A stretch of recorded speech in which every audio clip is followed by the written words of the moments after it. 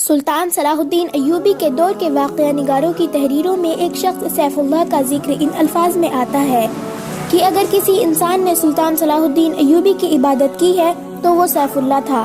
سلطان صلاح الدین ایوبی کے گہرے دوست اور دستے راست بہاؤالدین شداد کی اس ڈائری میں جو آج بھی عربی زبان میں محفوظ ہے، سیف اللہ کا ذکر تفصیل میں ملتا ہے۔ یہ شخص جس کا نام کسی باقاعدہ تاریخ میں نہیں ملتا، سلطان صلاح الدین ایوبی کی وفات کے بعد 17 سال زندہ رہا۔ واقعہ نگار لکھتے ہیں کہ اس نے عمر میں آخری 17 سال سلطان صلاح الدین ایوبی کی قبر کی مجاوری میں گزاری تھی۔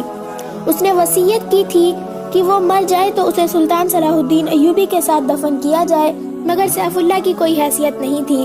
وہ ایک گمنام انسان تھا جسے عام قبر میں دفن کیا گیا، اور وہ وقت جلد ہی آ گیا کہ اس قبرستان پر انسانوں نے بستی آباد کر لی اور قبرستان کا نام و نشان مٹا ڈالا۔ تاریخی لحاظ سے سیف اللہ کی اہمیت یہ تھی کہ وہ سمندر پار سے سلطان صلاح الدین ایوبی کو قتل کرنے آیا تھا۔ اس وقت اس کا نام میگنانا مایوس تھا۔ اس نے اسلام کا صرف نام سنا تھا، اسے کچھ علم نہیں تھا کہ اسلام کیسا مذہب ہے۔ صلیبیوں کے پیرو پیگنڈے کے متعلق اسے یقین تھا کہ اسلام ایک قابل نفرت مذہب اور مسلمان ایک قابل نفرت فرقہ ہے جو عورتوں کا شیدائی اور انسانی گوشت کھانے کا عادی ہے۔ لہٰذا میگنانا مایوس جب کبھی مسلمان کا لفظ سنتا تھا تو وہ نفرت سے تھوک دیا کرتا تھا۔ وہ بے مثال جرأت کا مظاہرہ کرتے ہوئے جب سلطان صلاح الدین ایوبی تک پہنچا تو میگنانا مایوس قتل ہو گیا اور اس کے مردہ وجود سے سیف اللہ نے جنم لیا۔ تاریخ میں ایسے حکمران کی کمی نہیں جنہیں قتل کیا گیا یا جن پر قاتلانہ حملہ ہوا، لیکن سلطان صلاح الدین ایوبی تاریخ کے ان مدعو چند شخصوں میں سے ہے جسے قتل کرنے کی کوشش دشمن نے بھی کی اور اپنوں نے بھی کی، بلکہ اپنوں نے اسے قتل کرنے کی غیروں سے زیادہ سازش کی۔ یہ امر افسوسناک ہے۔ سلطان صلاح الدین ایوبی کی داستان ایمان افروز کے ساتھ ساتھ ایمان فروشوں کی کہانی بھی چلتی ہے۔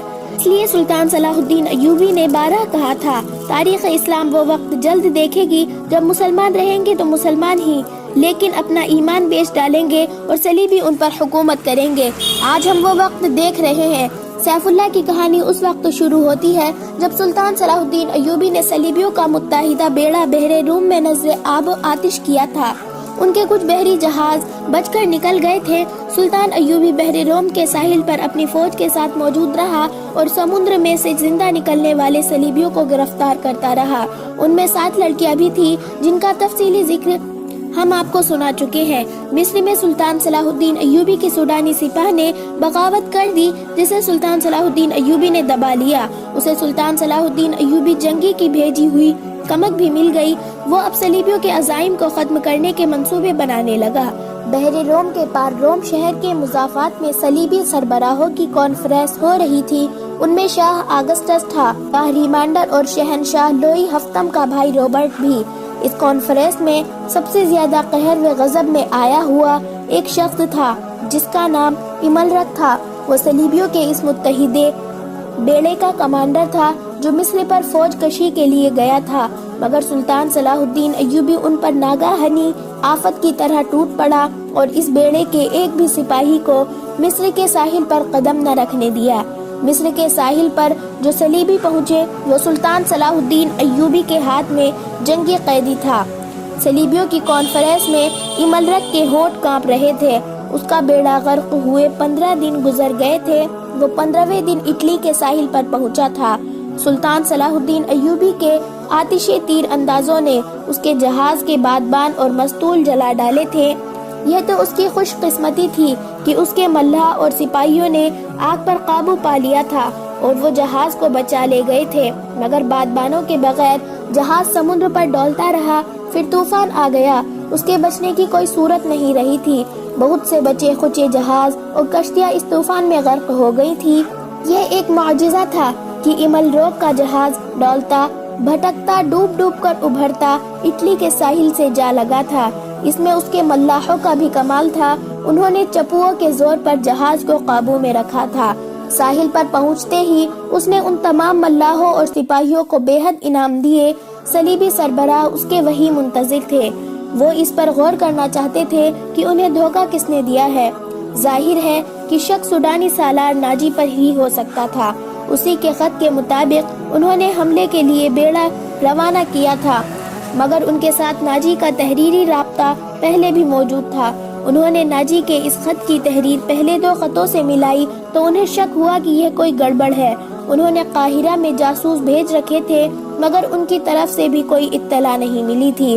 انہیں یہ بتانے والا کوئی نہ تھا کہ سلطان صلاح الدین ایوبی نے ناجی اور اس کے سازشی سالاروں کو خفیہ طریقے سے مروا دیا اور رات کی تاریخ میں گمنام قبروں میں دفنا دیا، اور صلیبی سربراہوں اور بادشاہوں کے وہم و گمان میں بھی یہ بات نہیں آ سکتی تھی کہ جس خط پر انہوں نے بیڑا روانہ کیا تھا وہ خط ناجی کا ہی تھا، مگر حملے کی تاریخ سلطان صلاح الدین ایوبی نے تبدیل کر کے لکھی تھی۔ جاسوسوں کو ایسی معلومات کہیں سے بھی نہیں مل سکتی تھی۔ یہ کانفرنس کسی نتیجے پر نہ پہنچ سکی۔ ایملروک کے منہ سے بات تک نہیں نکلی تھی۔ وہ شکست خوردہ تھا، غصے میں بھی تھا اور تھکا ہوا بھی تھا۔ کانفرنس اگلے روز کے لیے ملتوی کر دی گئی۔ رات کے وقت یہ تمام سربراہ شکست کا غم شراب میں ڈبو رہے تھے۔ ایک آدمی اس محفل میں آیا، اسے صرف ریمانڈ جانتا تھا۔ وہ ریمانڈ کا قابل اعتماد جاسوس تھا۔ وہ حملے کی شام مصر کے ساحل پر اترا تھا۔ اس سے تھوڑی ہی دیر بعد صلیبیوں کا بیڑا آیا اور اس کی آنکھوں کے سامنے یہ بیڑا سلطان صلاح الدین ایوبی کے قلیل فوج کے ہاتھوں تباہ ہوا تھا۔ یہ جاسوس مصر کے ساحل پر رہا اور اس نے بہت سی معلومات مہیا کر لی تھی۔ ریمانڈ نے اس کا تعارف کرایا تو سب اس کے ارد گرد جمع ہو گئے۔ اس جاسوس کو معلوم تھا کہ صلیبی سربراہوں نے سلطان صلاح الدین ایوبی کو قتل کرانے کے لیے روبن نام کے ایک ماہر جاسوس سمندر پار بھیجا تھا اور اس کی مدد کے لیے 5 آدمی اور 7 جوان اور خوبصورت لڑکیاں بھیجی تھی۔ اس جاسوس نے بتایا کہ روبن زخمیوں کے ساتھ زخمی ہونے کا بہانہ کر کے سلطان صلاح الدین ایوبی کے کیمپ میں پہنچ گیا تھا۔ اس کے 5 آدمی تاجر کے بھیس میں تھے۔ ان میں کرسٹوفر نام کے ایک آدمی نے سلطان صلاح الدین ایوبی پر تیر چلایا، مگر تیر خطا کھا گیا۔ 5 آدمی پکڑے گئے اور 7 لڑکیاں بھی پکڑی گئی۔ انہوں نے کہانی تو اچھی گھڑی تھی۔ سلطان صلاح الدین ایوبی نے لڑکیوں کو پناہ میں لے لیا اور 5 آدمیوں کو چھوڑ دیا، مگر سلطان صلاح الدین ایوبی کا ایک ماہر سراغ رسا جس کا نام علی بن سفیان ہے اچانک آ گیا۔ اس نے سب کو گرفتار کر لیا اور 5 میں سے ایک آدمی کو سب کے سامنے قتل کرا کے دوسروں سے اقبال جرم کروا لیا۔ جاسوس نے کہا، میں نے اپنے متعلق بتا دیا تھا کہ میں ڈاکٹر ہوں، اس لیے سلطان صلاح الدین ایوبی نے مجھے زخمیوں کی مرہم پٹی کی ڈیوٹی دے دی۔ وہیں مجھے یہ اطلاع ملی کہ سوڈانیوں نے بغاوت کی تھی جو دبا لی گئی ہے، اور سوڈانی افسروں اور لیڈروں کو سلطان صلاح الدین ایوبی نے گرفتار کر لیا ہے۔ روبن 4 آدمی اور 6 لڑکیاں سلطان صلاح الدین ایوبی کی قید میں ہے، لیکن ابھی تک ساحل پر ہے۔ 7ویں لڑکی جو سب سے زیادہ ہوشیار ہے لاپتہ ہے۔ اس کا نام موبی ارتلاس ہے، موبی کہلاتی ہے۔ سلطان صلاح الدین ایوبی بھی کیمپ میں نہیں ہے اور اس کا سراغ رسا علی بن سفیان بھی وہاں نہیں ہے۔ میں بڑی مشکل سے نکل کر آیا ہوں کہ روبن، اس کے آدمی اور لڑکیاں موت کے خطرے میں ہیں۔ مردوں کی ہمیں فکر نہیں کرنی چاہیے، لڑکیوں کو بچانا لازمی ہے۔ آپ جانتے ہیں کہ سب جوان ہیں اور چنی ہوئی خوبصورت ہے۔ مسلمان ان کا جو حال کر رہے ہوں گے اس کا تصور آپ کر سکتے ہیں۔ شاہ آگسٹس نے کہا، ہمیں یہ قربانی دینی پڑے گی۔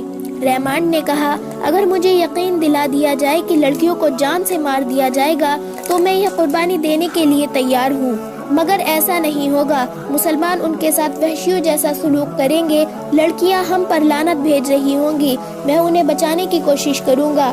رابرٹ نے کہا، یہ بھی ہو سکتا ہے کہ مسلمان ان لڑکیوں کے ساتھ اچھا سلوک کر کے ہمارے خلاف جاسوسی کے لیے استعمال کرنے لگے۔ بہرحال ہمارا یہ فرض ہے کہ انہیں قید سے آزاد کرے۔ میں اس کے لیے اپنا آدھا خزانہ خرچ کرنے کے لیے تیار ہوں۔ جاسوس نے کہا، یہ لڑکیاں صرف اس لیے قیمتی ہے کہ یہ لڑکیاں ہیں، وہ دراصل تربیت یافتہ ہیں۔ ان کے خطرناک کام کے لیے ایسی لڑکیاں ملتی ہی کہاں ہے؟ آپ کسی جوان لڑکی کو ایسے کام کے لیے تیار نہیں کر سکتے کہ وہ دشمن کے پاس جا کر اپنے آپ کو دشمن کے حوالے کر دے۔ اس کام میں عزت تو سب سے پہلے دینی پڑتی ہے، اور یہ خطرہ تو ہر وقت لگا رہتا ہے کہ جیوں ہی دشمن کو پتہ چل گیا کہ یہ لڑکی جاسوس ہے تو اسے تکلیفیں دی جائیں گی، پھر اسے جان سے مار دیا جائے گا۔ ان لڑکیوں کو ہم نے ذرے قصیر صرف کر کے حاصل کیا، پھر ٹریننگ دی تھی اور انہیں بڑی محنت سے مصر اور عرب کی زبان سکھائی تھی۔ ایک ہی بار 7 تجربے کار لڑکیوں کو ضائع کرنا عقل مندی نہیں۔ اگسٹس نے پوچھا، کیا تم اعتماد سے کہہ سکتے ہو کہ لڑکیوں کو سلطان صلاح الدین ایوبی کے کیمپ سے نکالا جا سکتا ہے؟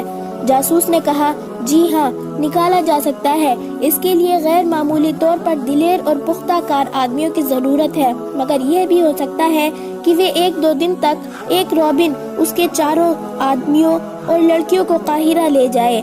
وہاں سے نکالنا بہت ہی مشکل ہوگا۔ اگر ہم وقت ضائع نہ کریں تو ہم انہیں کیمپ میں ہی ملیں گے۔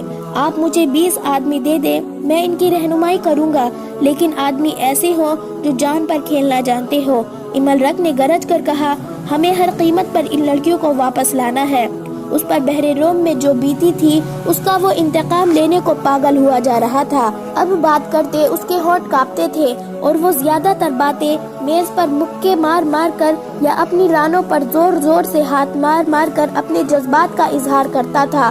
اس نے کہا، میں لڑکیوں کو بھی لاؤں گا اور سلطان صلاح الدین ایوبی کو قتل بھی کروں گا۔ میں انہی لڑکیوں کو مسلمانوں کی سلطنت کی جڑیں کھوکھلی کرنے کے لیے استعمال کروں گا۔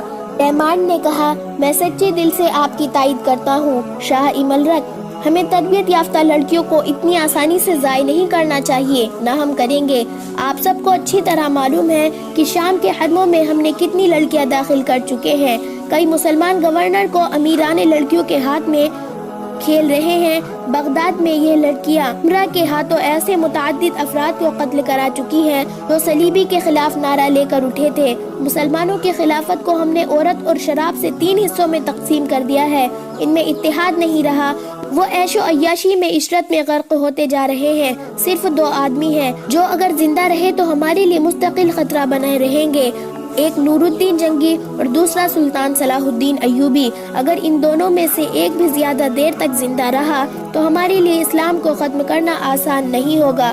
اگر سلطان صلاح الدین ایوبی نے سوڈانیوں کی بغاوت دبا دی ہے تو اس کا مطلب یہ ہے کہ یہ شخص اس حد سے زیادہ خطرناک ہے جس حد تک ہم اسے سمجھتے رہے ہیں۔ ہمیں میدان جنگ سے ہٹ کر تخریب کاری کا محاذ بھی کھولنا پڑے گا۔ مسلمانوں میں تفریق اور بے اطمینانی پھیلانے کے لیے ہمیں ان لڑکیوں کی ضرورت ہے۔ لوئی ہفتم کے بھائی رابرٹ نے کہا، ہمیں اپنے کامیاب تجربوں سے فائدہ اٹھانا چاہیے۔ عرب میں ہم مسلمانوں کی کمزوریوں سے فائدہ اٹھا چکے ہیں۔ مسلمان عورت شراب اور دولت سے اندھا ہو جاتا ہے۔ مسلمان کو مارنے کا بہترین طریقہ یہ ہے کہ اسے مسلمان کے ہاتھوں مرواؤ۔ مسلمان کو ذہنی عیاشی کا سامان مہیا کر دو تو وہ اپنے دین اور ایمان سے دستبر ہو جاتا ہے۔ تم مسلمان کا ایمان آسانی سے خرید سکتے ہو۔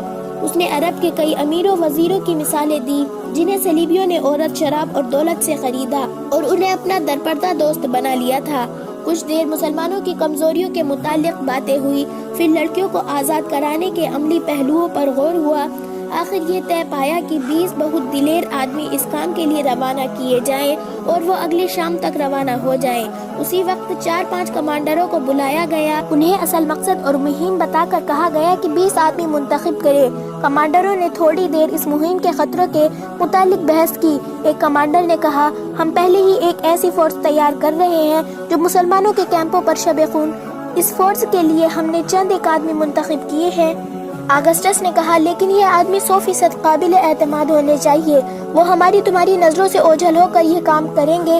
یہ بھی ہو سکتا ہے کہ وہ کچھ بھی نہ کرے اور واپس آ کر کہیں کہ وہ بہت کچھ کر کے آئے ہیں۔ ایک کمانڈر نے کہا، آپ یہ سن کر حیران ہوں گے کہ ہماری فوج میں ایسے سپاہی بھی ہیں جنہیں ہم نے جیل خانوں سے حاصل کیا ہے۔ یہ ڈاکو، چور اور رہزن تھے۔ انہیں بڑی بڑی لمبی سزائیں دی گئی تھی۔ انہیں جیل خانوں میں مرنا ہی تھا۔ ہم نے ان سے بات کی تو وہ جوش و خروش سے فوج میں آئے۔ آپ کو شاید یہ معلوم کر کے بھی حیرت ہوگی کہ ناکام حملے میں ان سزا یافتہ مجرموں نے بڑی بہادری سے کئی جہاز بچائے ہیں۔ میں لڑکیوں کو مسلمانوں سے آزاد کرانے کی مہم میں ایسے 3 آدمی بھیجوں گا۔ مورخوں نے لکھا ہے کہ مسلمانوں میں عیش و عشرت کا رجحان بڑھ گیا اور اتحاد ختم ہو رہا تھا۔ عیسائیوں نے مسلمانوں کو اخلاقی تباہی تک پہنچانے میں ذہنی عیاشی کا ہر سامان مہیا کیا۔ اب انہیں یہ توقع تھی کہ مسلمانوں کو ایک ہی حملے میں ختم کر دیں گے۔ چنانچہ ان کے خلاف عیسائی دنیا میں نفرت کی طوفانی مہم چلائی گئی اور ہر کسی کو اسلام کے خلاف جنگ میں شریک ہونے کی دعوت دی گئی۔ اس کے جواب میں معاشرے کے ہر شعبے کے لوگ صلیبی لشکر میں شامل ہونے لگے، ان میں پادری بھی شامل ہوئے اور مجرم بھی گناہوں سے توبہ کر کے مسلمانوں کے خلاف ایک ہو گئے۔ بعض ملکوں کے جیل خانوں میں جو مجرم لمبی قید کی سزائیں بھگت رہے تھے وہ بھی فوج میں بھرتی ہو گئے۔ ان مجرموں کے متعلق عیسائیوں کا تجربہ غالباً اچھا تھا، جس کے پیش نظر ایک کمانڈر نے لڑکیوں کو آزاد کرانے اور سلطان صلاح الدین ایوبی کو قتل کرنے کے لیے قیدی مجرموں کا انتخاب کیا تھا۔ صبح تک 20 انتہائی دلیر اور ذہین آدمی چن لیے گئے۔ ان میں میگنانا مایوس بھی تھا، جسے روم کے جیل جانے سے لایا گیا تھا۔ اس جاسوس کو جو ڈاکٹر کے بھیس میں سلطان صلاح الدین ایوبی کے کیمپ میں رہا اور فرار ہو آیا تھا، اس کمانڈو پارٹی کا کمانڈر اور گائیڈ مقرر کیا گیا۔ اس پارٹی کو یہ مشن دیا گیا کہ لڑکیوں کو قید سے نکالنا ہے۔ اگر روبن اور اس کے 4 ساتھیوں کو بھی آزاد کرایا جا سکے تو کرا لینا، ورنہ ان کے لیے کوئی خطرہ مول لینے کی ضرورت نہیں۔ دوسرا مشن تھا سلطان صلاح الدین ایوبی کا قتل۔ اس پارٹی کو کوئی عملی ٹریننگ نہ دی گئی، صرف زبانی ہدایت اور ضروری ہتھیار دے کر اسی روز ایک بادبانی کشتی میں ماہی گیروں کے بھیس میں روانہ کر دیا گیا۔ جس وقت یہ کشتی اٹلی کے ساحل سے روانہ ہوئی، سلطان صلاح الدین ایوبی سوڈانیوں کی بغاوت کو مکمل طور پر دبا چکا تھا۔ سوڈانیوں کے بہت سے کمانڈر مارے گئے یا زخمی ہو گئے تھے اور بہت سے سلطان صلاح الدین ایوبی کے دفتر کے سامنے کھڑے تھے۔ انہوں نے ہتھیار ڈال کر شکست اور سلطان صلاح الدین ایوبی کی اطاعت قبول کی تھی۔ وہ سلطان صلاح الدین ایوبی کے حکم کے منتظر تھے۔ سلطان صلاح الدین ایوبی اپنے سالاروں وغیرہ کو احکام دے رہا تھا۔ علی بن سفیان بھی موجود تھا۔ اس فتح میں اس کا بہت عمل و دخل تھا۔ صلیبیوں کو شکست دینے میں بھی اس کے نظام جاسوسی نے بہت کام کیا تھا، بلکہ یہ دونوں کامیابیاں جاسوسی کے نظام کی کامیابیاں تھی۔ سلطان صلاح الدین ایوبی کو جیسے اچانک کچھ یاد آ گیا ہو، اس نے علی بن سفیان سے کہا، علی، ہمیں ان جاسوس لڑکیوں اور ان کے ساتھیوں کے متعلق سوچنے کا وقت ہی نہیں ملا۔ وہ ابھی تک ساحل پر قیدی کیمپ میں ہے۔ ان سب کو فوراً یہاں لانے کا بندوبست کرو اور اس خانے میں ڈال دو۔ علی بن سفیان نے کہا، میں ابھی پیغام بھجوا دیتا ہوں، ان سب کو یہاں پر بلوا دیتا ہوں۔ سلطان، آپ شاید 7ویں لڑکی کو بھول گئے ہیں، وہ سوڈانیوں کے ایک کمانڈر کے پاس تھی۔ اسی لڑکی سے جاسوسوں اور بغاوت کا انکشاف ہوا تھا۔ میں دیکھ رہا ہوں کہ بالیان ان کمانڈروں میں نہیں ہے، وہ باہر موجود ہے، اور وہ زخمیوں میں بھی نہیں ہے، اور وہ مرے ہوئے میں بھی نہیں ہے۔ مجھے شک ہے کہ 7ویں لڑکی، جس کا نام فخر المصری نے موبی بتایا تھا، بالیان کے ساتھ کہیں روپوش ہو گئی ہے۔ سلطان صلاح الدین ایوبی نے کہا، اپنا شک دفع کرو علی، یہاں مجھے اب تمہاری ضرورت نہیں ہے۔ بالیان لاپتہ ہے تو وہ بحر روم کی طرف نکل گیا ہوگا، صلیبیوں کے سوا اور کون پناہ دے سکتا ہے۔ بہرحال ان جاسوسوں کو تہ خانے میں ڈالو اور اپنے جاسوس فوراً تیار کر کے سمندر پار بھیج دو۔ اس نے کہا، زیادہ ضروری تو یہ ہے کہ اپنے جاسوس اپنے ہی ملک میں پھیلا دیے جائے۔ یہ مشورہ دینے والا سلطان جنگی کی بھیجی ہوئی فوج کا سالار تھا۔ ہمیں صلیبیوں کی طرف سے اتنا خطرہ نہیں جتنا اپنے مسلمان امیروں سے ہے۔ اپنے جاسوس ان کے حرموں میں داخل کر دیے جائے تو بہت سی سازشیں بے نقاب ہوں گی۔ اس کی تفصیل سے بتایا گیا کہ یہ خود ساختہ حکمران کس طرح صلیبیوں کے ہاتھوں میں کھیل رہے ہیں۔ سلطان جنگی اکثر پریشان رہتے ہیں کہ باہر کے حملوں کو روکے یا اپنے گھروں کو اپنے ہی چراغ سے جلنے سے بچائے۔